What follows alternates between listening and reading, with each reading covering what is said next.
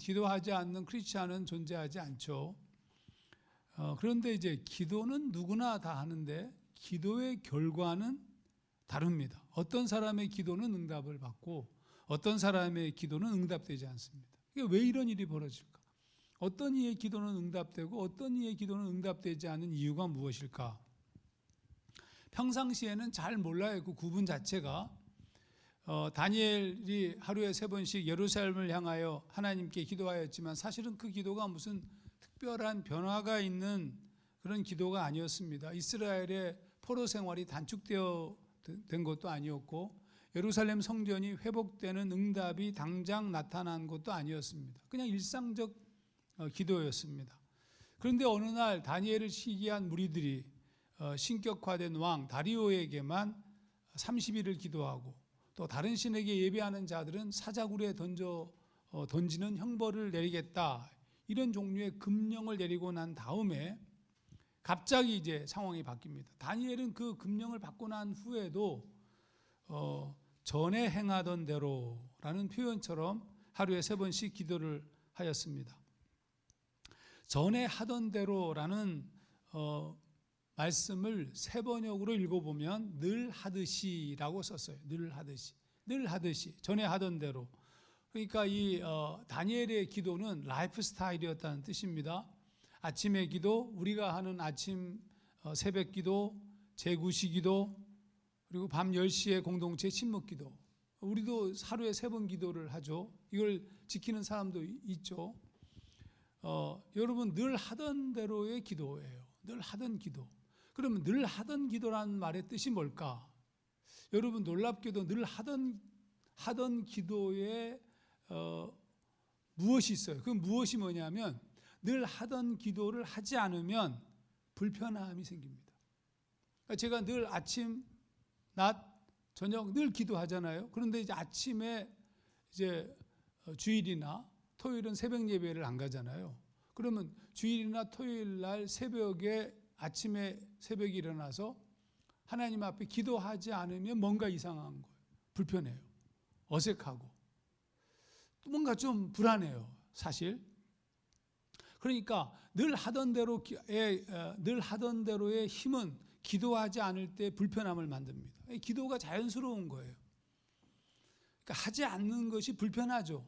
그러니까 하지 않는 것이 불편하고 그래서 전에 하던 대로 기도를 하는 겁니다. 자, 그러면 전에 하던 대로 늘 기도하는데 사실은 그건 다니엘 역시 늘 하던 것이었지만 그러니까 일상적인 거죠. 뭐 밥을 먹는 게 특별하지 않잖아요. 숨을 쉬는 게 특별하지 않죠. 늘 일상적인 것이니까. 그런데 놀랍게도 기도하고 있었던 그에게 위기가 닥쳤어요. 자, 위기는 기도하면 드러나면 사자굴에 던져져서 죽임을 당할 것이다라는 겁니다. 그러니까 늘 하던 대로의 위기에 대한 내용이 추가되었을 뿐 달라진 건 아무것도 없어요. 바로 그때 다니엘의 기도가 특별한 기도가 된 겁니다. 무슨 얘기냐면 늘 똑같은 기도를 누구나가 다 할 수 있어요. 근데 늘 똑같은 기도를 하다가 그 기도를 할 수 없는 상황이 벌어졌을 때 기도하는 것이 특별함이라는 뜻입니다. 자, 그러면 여러분 이 기도가 특별한 이유는 거기 제가 책에 쓴 것처럼 기도할 수 없을 때 기도했기 때문에 그래요. 그런데 여러분 잘 보시면 알지만 우리는 일반적으로 이 기도가 이렇게 기도하는데 실패해요. 또 특별히 어려움을 당할 때는 기도하기도 하지만 그러나 사실 그때조차도 기도하는 것을 신뢰하지 못해요. 자신의 기도를. 왜 그러면 내 기도를 신뢰하지 못할까? 그건 기도가 하나님과의 관계가 간헐적 관계였기 때문에 그래요. 그러니까 하나님과 날마다 늘 기도하던 하나님과의 관계가 형성된 것이 아니라 간헐적 기도예요. 간헐적. 하나님을 간헐적으로 만났기 때문에 이 말은 무슨 뜻이냐면 하나님 앞에 내가 배신과 나태를 반복했다는 뜻이고 그래서 자신을 의심하는 거예요. 하나님이 우리를 의심하지는 않는데 우리가 하나님을 의심하는 거죠. 내 기도를 과연 하나님이 들으실까? 이 문제는 왜 발생한다고요? 기도할 수 있을 때 기도하지 못했기 때문에. 제 두 번째 문장이에요. 기도할 수 있을 때 기도하지 못했기 때문에. 그런데 여러분, 이게 더 중요한 게 있어요. 기도할 수 있을 때 기도하지 못하던 사람들은 해야만 할 때 기도하지를 못해요. 표현이 좀 이상하지만. 여러분, 다리오 왕의 조소보다 훨씬 못한 상황에서도 우리가 수없이 기도에 실패하는 이유는 무엇이냐 하면, 한번 생각해 보세요. 내가 기도할 수 있을 때 기도하지 않았기 때문에 그래요. 그러니까 기도할 수 있을 때 기도하지 않았기 때문에 기도할 수 없을 때 기도하지 못하는 거예요. 여러분, 우리가 기도하지 못하는 이유가 뭐 개인의 즐거움이나 오락, 자신의 필요 때문이죠. 그 말은 기도가 그 같은 오락이나 TV 시청보다 가볍다는 것을, 덜 중요하다는 것을 스스로 증명하는 거예요, 지금. 그러니까 우리가 하나님 앞에 기도하는 것보다 오락하는 것이, 게임하는 것이, 영화를 보는 것이, TV를 보는 것이, 세속적인 즐거움을 누리는 것이 더 중요하다고 느끼는 거예요. 여러분이 스스로 그것을 증명하는 겁니다.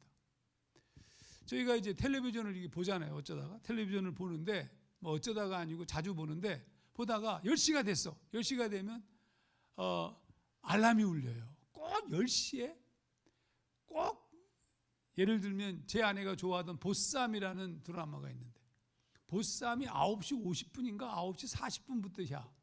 하다가 10시가 되면 울려. 그러면 딱 끄고 가야 되는 거예요. 여러분, 딱 끄고 가요. 굉장히 어렵습니다. 그러면 이제 딱 끄고 가서 20분 기도하고 오면 벌써 끝자락 하고 있는 거예요. 여러분, 이게 밥을 먹다가, 맛있는 걸 먹다가 스탑하고 한 20분 정도 놀다가 오면요, 밥맛 뚝 떨어집니다. 근데 그게 멈춘다는 것 자체가 보통 일이 아니죠. 근데 우리는 보통 멈추지 못하죠. 그냥 계속 보죠. 끝나고 난 다음에 본다든지, 이런 타협을 좀, 그것도 괜찮은데 아예 하지 못하죠. 그러니까 우리가 하나님 앞에 기도하는 것이 오락이나 TV 시청보다 가볍다는 것을 우리의 삶을 통하여서 그냥 증명한 거예요. 그러니까 이처럼 정말로 심각하지 않은 문제들 앞에서 우리는 포기합니다. 그리고 그 기도의 시간을 다른 시간으로, 다른 날로, 다른 상황으로 마음대로 옮기고 혹은 그만둡니다. 그러면 그때는 어떤 때였습니까? 그때는 기도하기 원하면 언제나 할 수 있는 때였어요. 우리가 언제나 할 수 있어요, 지금. 여러분, 지금 무슨 심각한 문제 없잖아요. 뭐가 문제 있으세요? 아무런 문제 없죠. 혹시 문제가 있는 분들도 계시지만 우리가 문제 없잖아요. 문제 없을 때 언제든지 기도할 수 있는데, 언제든지 기도하지 않은 거예요. 그러니까 위기와 어려움과 고통의 상황에서는 기도할 수 없는 것은 매우 당연한 거죠. 기도가 일상이 아니라 이미 이벤트가 되어 있거나 자신이 필요할 때만 하는 소위 자기 주도적 기도, 하나님이 중심이 아니라 인간이 중심이 되어진 기도, 자신의 필요에 의해서 하나님이 존재하기를 원하는 자판기 하나님, 데우스 엑스 마시나처럼 하나님을 그렇게 자판기적인 하나님으로 폄하시키고 전락시킨 거예요. 더더욱이 하나님께 기도하는 것이 그러니까 무의미해지는 겁니다. 내가 필요할 때만 기도하는데 내가 필요하지 않으면 기도하지 않는 거. 하나님은 내 필요에 의해서 움직여지는, 그러니까 하나님 중심이 아니라 내 중심으로 모든 것을 신앙하는 겁니다.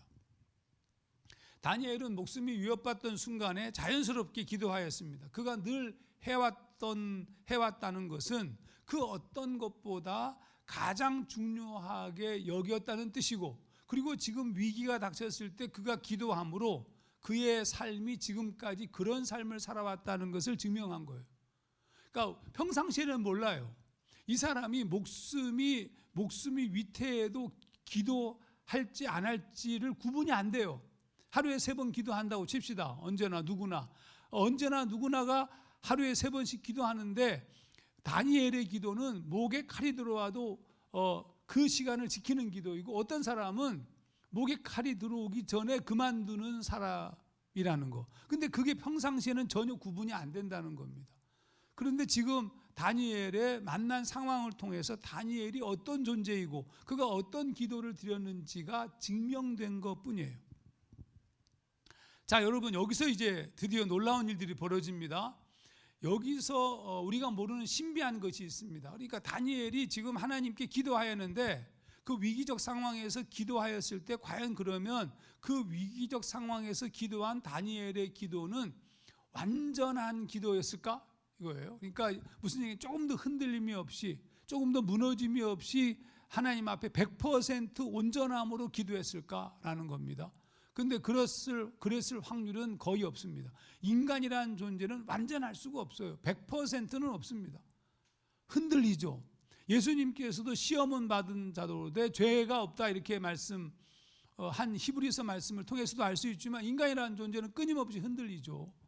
그러니까 다니엘도 흔들렸을 거라고요. 분명히 흔들렸는데 그가 기도했다는 것이 굉장히 중요해요. 그 말은 무슨 뜻이냐 하면 다니엘이 멈추고 싶었을지도 모르는데 그가 기도했다는 것은 하나님과의 교통이 이루어지고 있었다는 뜻이고 하나님의 성령의 도움을 받고 있었다는 뜻입니다. 이게 사실 기도의 신비예요. 그러니까 우리가 기도할 수 없는 상황이 벌어졌어. 근데 기도를 피하고 싶어. 목숨이 아까워. 그걸 넘어가고 싶어. 그런데 내가 기도로 나아갔다는 말은 성령께서 역사했다는 뜻입니다. 제가 책에는 바울과 실라 얘기를 썼는데 그 얘기는 여러분이 읽어보시고요. 로마서 8장 26절에 그 말씀을 쓰셨어요. 성령도 우리의 연약함을 도우시나니 우리가 마땅히 기도할 바를 알지 못하나. 어떻게 기도해야 되지? 기도할 만한 능력도 없고 기도할, 소위 말하면 어떻게 해야 좋을지 망설이고 있을 때 오직 성령이 말할 수 없는 탄식으로 우리를 위하여 친히 간구하시느니라. 뭘 간구하는? 우리의 기도를 대신 간구한다는 뜻인가요? 아닙니다. 우리가 기도할 수 있도록 그분이 도우신다는 뜻이죠. 그래서 기도하는 거예요. 다니엘이 하나님과의 관계 속에서 늘 맺어진 관계로 살아가다가 어려움이 닥쳤어. 고통이 닥쳤어. 어려움이 닥쳤어. 근데 그때도 계속 기도할 수 있었던 것은 그동안의 기도의 관계 때문이기도 하지만 그 관계로 인한 성령의 역사로 인한 기도였다는 겁니다. 매우 중요합니다. 여러분, 여기서 또 다른 일이 또 벌어지는데 하나님과 그렇게 성령의 감동을 통해서 기도하고 있다는 말은 무슨 뜻이냐면 하나님이 우리와 함께 계심을 경험한다는 뜻이에요. 스데반이 돌에 맞아 죽는 순간에 그가 극심한 고통 가운데서도 자신들에게 돌을 던지는 자들을 위해서 중보할 수 있었어요. 그때 주님이 스데반을 보고 계셨고 스데반도 주님을 보고 있었다는 뜻입니다. 사도행전 7장 55절, 스데반이 성령 충만하여 하늘을 우러러 주목하여 하나님의 영광과 및 예수께서 하나님의 우편에 서신 것을 보고. 여러분, 다니엘의 담대함이나 스데반의 강력함은 그들의 의지에서 나온 것이 아니라 성령의 역사라는 점입니다.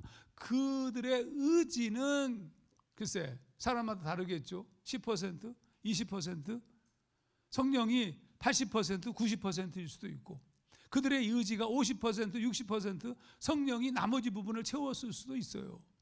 그런데 중요한 것은 하나님과 늘 관계를 맺고 온전한 기도의 삶을 살고 있었던 자들에게 하나님의 성령이 역사하셔서 그들로 하여금 담대하게 하셨다는 것만큼은 분명합니다.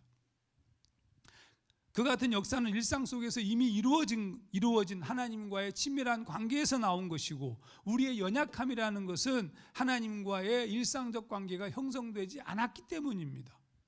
그러므로 기도의 깊이와 능력의 문제는 관계의 문제입니다. 호흡처럼 일상적이고 간단해 보이지만 강력한 관계가 핵심입니다. 우리를 살아있게 만드는 거예요. 여러분, 이 같은 하나님과의 관계 속에서 하나님의 성령의 역사를 경험하고 하나님이 우리와 함께 계심을 경험하는 지경에 이른 기도하는 사람들에게는 놀라운 일이 벌어지는데 그게 기도의 기적입니다. 기도의 기적. 이사야 선지자는 이 놀라운 사실을 알고 이렇게 얘기를 하였습니다. 이사야 55장 11절 현대인의 성경을 읽으면 내 입에서 나가는 말도 나에게 때에 돌아오지 않고 내 뜻을 이루며 내가 의도한 목적을 성취할 것이다. 즉 우리의 입에서 나오는 말 자체가 능력이 있다는 뜻입니다. 우리가 생각하는 거, 우리가 뜻하는 거, 하나님의 통치가 이루어져서 늘 기도하는 자의 말, 그러니까 기도하는 자의 말은 기도예요. 그가 뜻하는 것도 기도예요. 하나님이 그 가운데 역사하시고 인도하신다는 뜻이죠. 매우 중요하잖아요. 예수님께서 무화과나무, 소위 열매가 없는 무화과나무를 바라보면서 그 무화과나무를 저주하자 무화과나무가 말라 비틀어지는 거죠. 이게 무슨 얘기냐면 예수님의 말의 권세예요. 사실 우리에게도 하나님께서 그런 능력을 주셨겠죠. 저는 개인적으로 이 목사로서의 어떤 책임감 같은 게 있는데, 하나님이 이 목사인 하종환 목사에게 이 꿈이 있는 교회를 목회를 맡기셨으면 이 목회자인 하종환 목사가 담임 목사라는 말은 여러분의 영혼이 나와 관계가 있다는 뜻이에요. 저는 예전엔 잘 몰랐어요, 이거를. 예전에 처음 목회할 때는 뭐 여러분과 나는 따로, 여러분은 여러분이고 나는 나고 이렇게 이런 관계로 생각했었는데, 시간이 점점 지나가면서 뭘 느끼기 시작했냐면 여러분과 나와의 관계는 하나님이 나에게 위탁한 관계라는 것을 깨닫게 됐어요. 그 다음부터는 굉장히 심각해졌어요, 제가. 그러니까 여러분이 만약에 무슨 어떤 아픈 상황이 벌어진다든지 어떤 문제가 발생한다 이렇게 되잖아요. 그러면 그때 제가 여러분이 저한테 직접 얘기하지 않고 부목사님을 통해서 얘기하든지, 아니면 부목사님이 듣고 얘기하든지, 아니면 무슨 전도사님이나 아니면 밥집 리더가 듣고 카톡방에 올리든지, 그럼 나한테 직접 얘기 안 했으니까 내가 뭐 안 해도 되나? 이런 게 아니에요. 그냥 그 듣는 즉시 저는 긴장하게 돼요. 왜 그러냐면 하종환 목사에게 맡겨진 영혼들이라서 그래요. 굉장히 저는 개인적으로 이게 담임 목회를 하고 나이가 들어가면서 점점 그런 부담감에 시달립니다.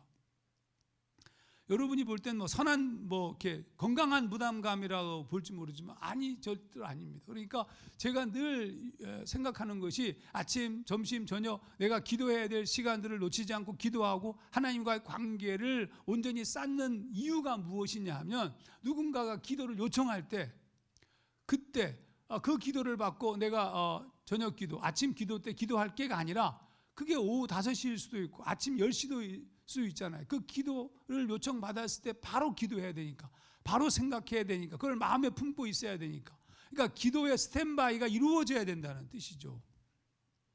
그래서 사실은 상당히 이거 지금 이렇게 얘기하면 어떤 분들은 좀 섭섭해할지도 모르겠어요.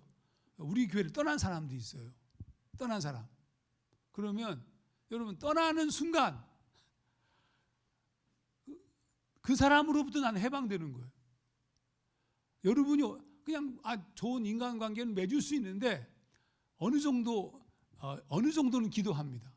어느 정도 그분을 위해서 기도하지만 그 다음에는 슬그머니 기도를 빼요. 이유가 뭐냐면 내가 지금 기도해야 될 사람들이 너무 많아. 지금 저와 관계된 사람들이 너무 많기 때문에, 그러면 아예 모든 걸 다 내려놓고 기도만 해야 될 판이야. 그러니까 제가 그만한 능력이 없어요. 그만한 자신감도 없고. 그래서 하나님께 제가 얘기하는 것은 제게 맡겨진 우리의 양들만 위해서 기도하겠습니다. 그 외에는 목숨을 걸고 기도한다든지 내 전심을 다해서 기도하는 것에서는 약간 멀어져 있어요. 이게 좀 아직 그러니까 좀 목사가 좀 모자란 목사예요. 여러분 이해 좀 해주세요. 지금 여러분은 이해할 필요 없어요. 왜냐하면 지금 밖에 있는 사람들이 이해하시면 돼요. 에스겔서 37장의 아름다운 환상은 마른 뼈들에 살이 붙고 생기가 들어가 거대한 군대가 되는 환상인데, 37장은 이스라엘의 포로 회복에 대한 환상입니다. 36장은 하나님께서 하신 말씀이에요. 36장 특별히 36절, 나 여호와가 말하였으니 이루리라. 그러니까 하나님께서 다시 이스라엘 백성을 포로 생활에서 돌아와 예루살렘으로 돌아오게 하는 하나님의 구원 계획에 대한 예언입니다. 그게 하나님이 계획하셨으니까 내가 말하였으니 이루리라. 당연하죠. 하나님이 뜻하신 까닭에 반드시 이루어질 겁니다. 이건 하나님의 의지이고 하나님의 말씀이기 때문입니다. 그런데 여기에 우리가 순간적으로 그럼 우리가 하는 행위가 의미 없을 것이라고 생각할 수도 있지만 그렇지 않습니다.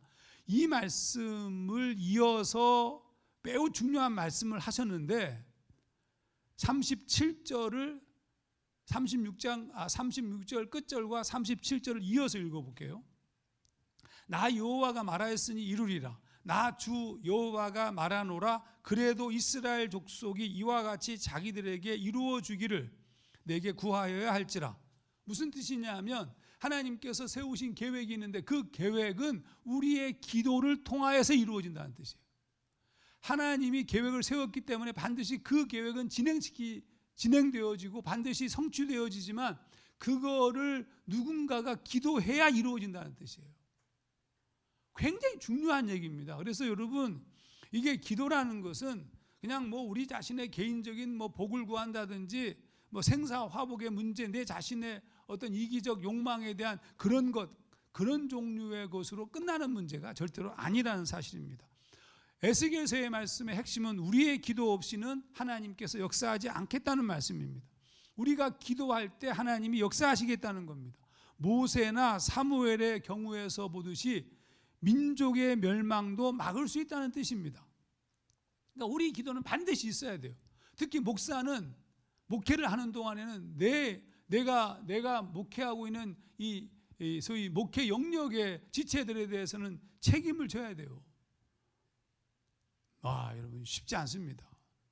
점점 몸이 무거워져요. 사실은 여러분, 우리의 기도가 왜 중요하냐면 하나님께서 우리가 하나님과의 관계를 맺고 점점 믿음의 깊이를 더해가야 되는 이유가 왜 중요하냐면 우리의 기도, 믿음이 온전한 자들의 기도에 하나님이 역사하시기 때문에 그래요. 야고보서 5장 15절, 믿음의 기도는 병든 자를 구원하리니 주께서 저를 일으키시리라. 혹시 죄를 범하였을지라도 사하심을 얻으리라. 그러니까 제가 여러분들을 위해서, 누군가를 위해서 중보 기도하는 것보다 더 많이 기도하는 게 있어요. 그게 뭐냐면 성숙을 위한 기도예요. 하나님과 나와의 관계, 하나님과의 친밀감, 그분과의 연합, 그분과의 일치에 더 많은 기도를 해요. 여러분, 이 더 많은 기도가 이루어지면, 그래서 그분과 내가 온전한 일치가 이루어지면 이루어질수록 제가 하는 얘기, 간구, 입에서 나오는 모든 말이 헛되지 않는 거예요. 그러니까 여러분이 진짜 기도자가 되고 싶다면 여러분 자신이 하나님과의 온전한 관계를 맺은 영적인 성숙에 이른 기도 신앙인이 먼저 돼야 돼요. 이게 중요한 겁니다. 그러니까 뭐 그런 영적 성숙도 없고 하나님과의 관계도 깊어지지 않은 상태에서 아무리 뭐 100명이 모이고 1000명이 모이고 10,000명이 모여 기도해봐야 아무 소용없어요. 실제로는 하나님과 관계 있는 사람의 한 사람의 기도가 더 중요한 것뿐이에요. 여러분, 믿음의 기도는 병든 자를 구원하니까 당연히 병든 자를 구원하고 심지어 죄사함을 얻게 할 수도 있다고 말하고 있으니까 우리의 기도는 가볍지 않다는 뜻입니다. 여러분, 저는 여러분에게 여러분이 기도하는 사람들이 누가 있는지 좀 물어보고 싶어요. 사무엘은 이스라엘이 왕을 원할 때 극구 만류하지만 대세는 왕을 세우는 것이었습니다. 사무엘은 이스라엘의 뜻을 막을 길이 없었어요. 다른 나라들을 바라보면서 우리에게도 왕을 달라고. 그래서 드디어 하나님께서 사무엘 보고 그래 왕을 세우게 해줘라 이렇게 얘기하셔가지고 사무엘이 이스라엘의 왕 세우는 것을 돕습니다. 그런데 하나님께서 왕을 세운다는 것은 결국 하나님이 왕이신데 왕 되신 하나님을 버리고 세상의 임금으로 왕을 대신하겠다는 메시지였기 때문에 하나님이 마음에 하나님께서 진노하셨어요.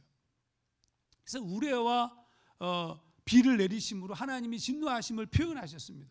그러니까 이 이스라엘 백성이 그 모습을 보고 사무엘에게 두려워서 얘기합니다. 하나님의 진노를 우리가 죽지 않게 해달라고.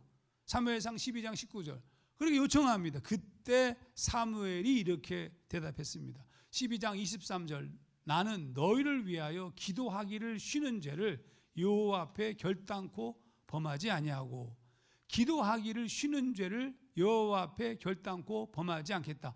사무엘이 기도하지 않는다면 이스라엘은 하나님의 진노로 멸망당할 수밖에 없다. 그러므로 사무엘에게 있어서 기도는 절대절명에 피할 수 없는 사명이다.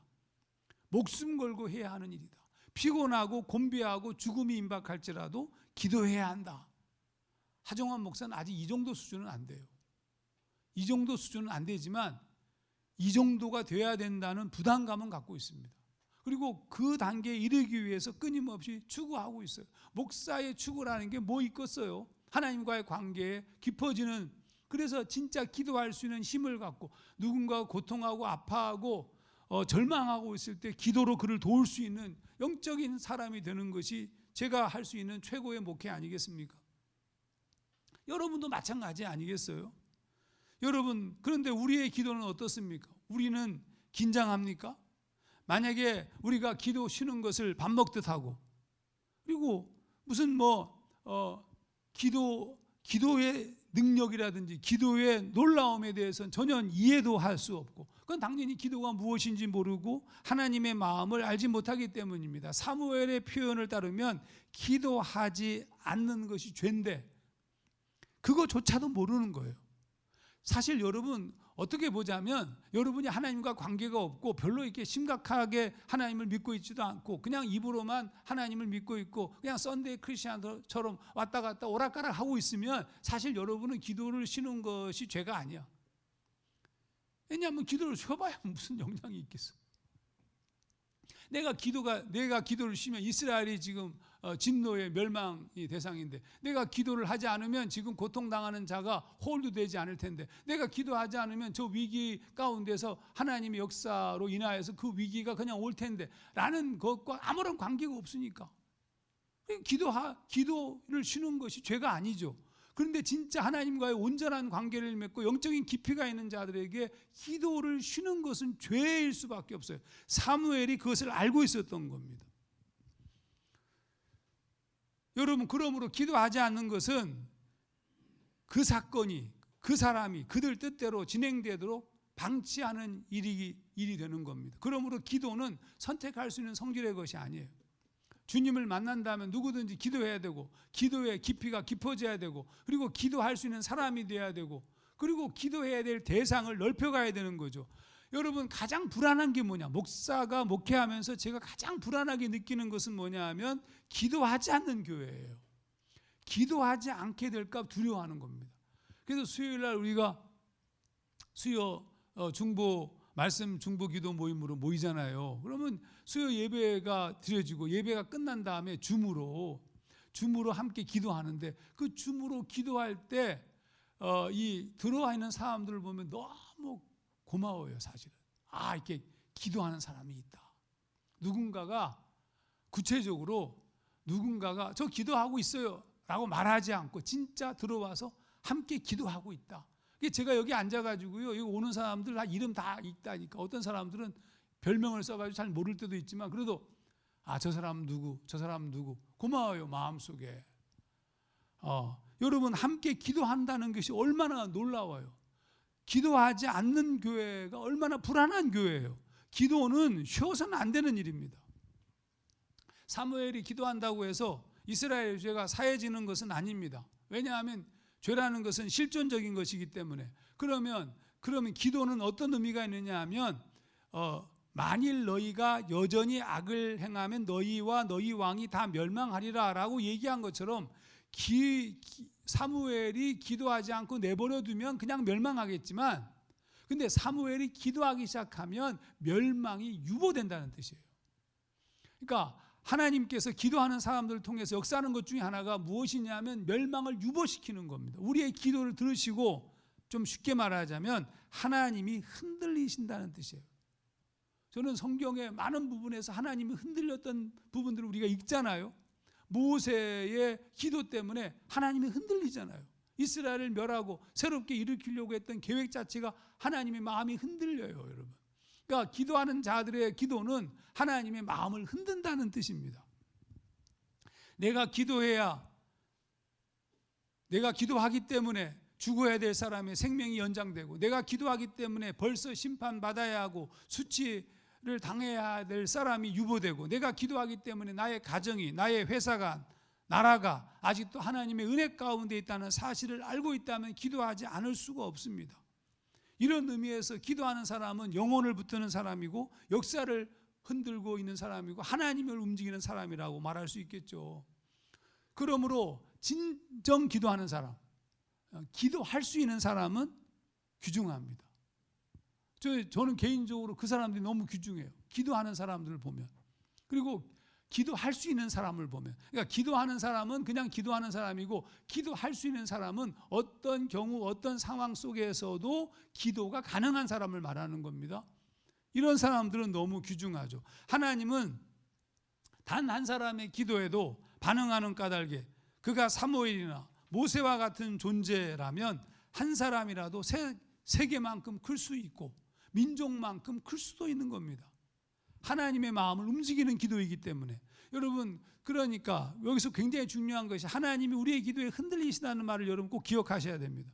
솔로몬이 드렸던 기도를 하나님이 들으세요. 그게 이제 성전 봉헌하고 난 다음에 하나님께 기도하는데, 그 기도가 굉장히 긴 기도입니다. 그 중에 한 부분만 읽어볼게요. 한 사람이나, 역대하 6장 29절, 혹 주의 온 백성 이스라엘이, 잘 보세요. 여기서 한 사람이나 혹 주의 온 백성 이스라엘, 즉 온 이스라엘 백성과 한 사람의 기도의 무게가 같다는 뜻이에요. 모세 한 사람의 기도가 이스라엘 전체의 기도의 무게와 같았던 것을 우리가 알잖아요. 그러니까 한 사람이나 주의 온 백성 이스라엘이 다 각각 자기의 마음의 재앙과 고통을 깨닫고 이 성전을 향하여 손을 펴고 무슨 기도나 무슨 간구를 하거든 주는 계신 곳 하늘에서 들으시며 사유하시되, 이 기도를 드렸을 때 하나님이 응답하셨어요. 무슨 얘기냐 하면 한 사람이라도 된다는 뜻입니다.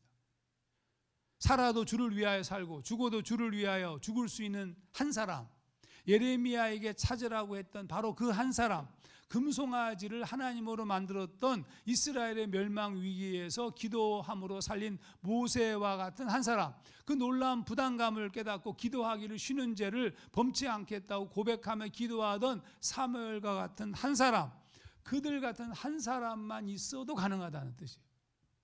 그래서 제가 기도하는 게 그거예요.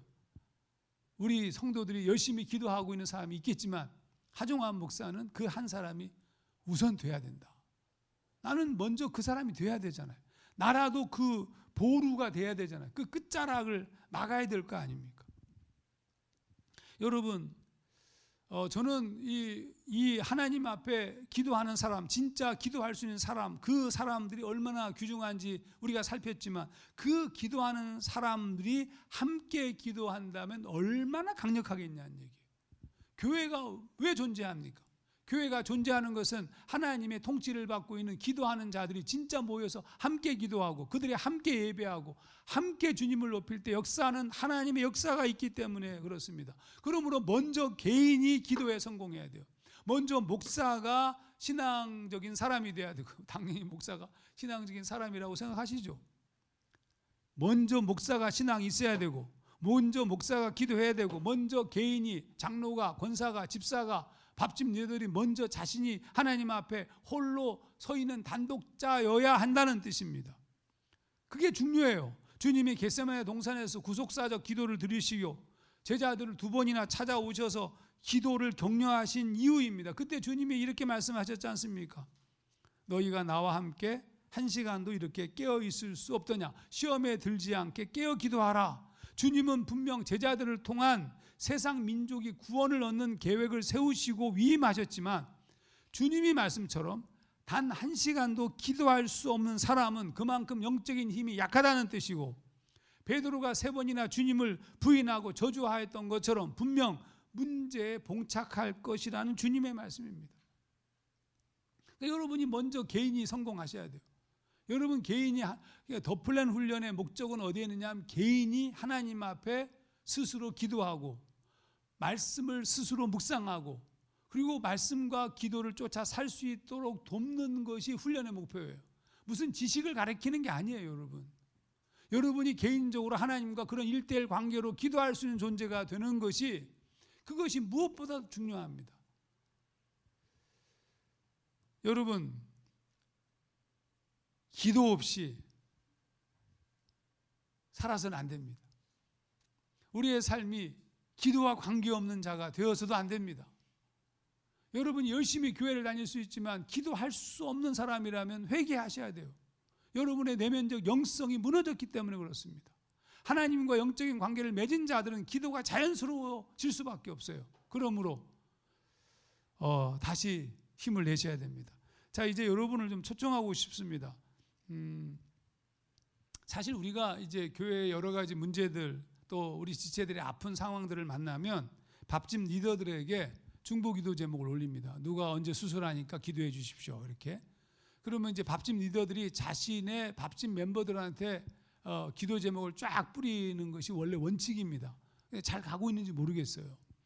근데 잘 가는 사람도 있고 잘 가지 않는 경우도 있을 겁니다. 잘 가지 않는 경우라면 이거 보내봐야 기도도 하지 않고 카톡 귀찮아 할지도 몰라서 안 보낼지도 모르겠어요. 그래서 사실은 좀 더 좀 적극적으로 우리가 중보기도를 해야 되겠다는 생각이 좀 들어서 이제 내가 기도를 해야 되고 그 기도 요청을 받았을 때 함께 기도하고 싶습니다 라고 기도에 사명이 있는 자들을 초청하려고 그래요. 그래서 여러분 함께 중보기도자로 교회와 우리가 함께 나누는 기도 제목을 놓고 기도하고 싶은 사람들은 교회 대표 문자로, 주보에 나와 있죠. 교회 대표 문자로 만약에 하정환이라면 중보기도자 하정환, 혹은 나도 기도하고 싶습니다, 이렇게 카톡으로 문자로 보내주시면 그러면 그분들을 위해서 따로 중보기도방을 만들어서 기도할 때마다 기도 제목이 올 때마다 그쪽으로 보내겠습니다. 여러분 함께 같이 기도할 수 있으면 좋겠습니다. 저의 개인적 기도 제목은 120cm 비전인데, 교회가 세워질 때부터 줄창 세운 비전인데, 그 120cm 비전의 핵심은 기도가 당연한 사람, 중보기도할 수 있는 사람입니다. 저는 목회를 다 마무리하고 제가 은퇴할 때쯤 되었을 때는 기도자 120명이 존재하는 교회였으면 좋겠습니다. 어떤 상황에서라도 기도 제목이 딱 주어지면 120명은 정말로 벌떼같이 일어나서 그 기도 제목을 놓고 기도할 수 있는, 그럼 우리 교회가 만약에 그렇게 어떤 상황, 어떤 처지가 될지라도 다니엘처럼 기도 제목이 주어졌을 때, 기도해야 될 상황이 벌어졌을 때 기도할 수 있는 사람 120명이 있기만 한다면 저는 목회를 성공한 것이라고 생각합니다. 또 하나님께서 우리를 통하여서 역사하실 거라고 생각합니다. 그런데 120명에 속할 기도자, 언제든지 기도할 수 있는 사람이 되는 것은 쉬운 일이 아니라는 것, 여러분 훈련을 게을리하지 하지 말고 온전한 기도의 사람들로 나아갔으면 좋겠고, 이 세상을 사는 동안에 좀 예수를 믿는 사람으로서 진짜 하나님의 통치를 받는 영적 권위를 가진 자들로 우리가 한번 살아야 되지 않겠어요? 그냥 세상에 흘러가는 듯 질질 끌려다니다가 인생을 마무리하는 것은 너무 억울하잖아요. 놀라운 삶의 축복이 우리 모두 가운데 있기를 주의 이름으로 축원합니다.